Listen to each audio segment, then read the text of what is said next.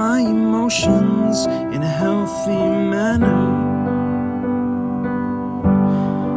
and just become the right person that actually matters. And every day I drive my car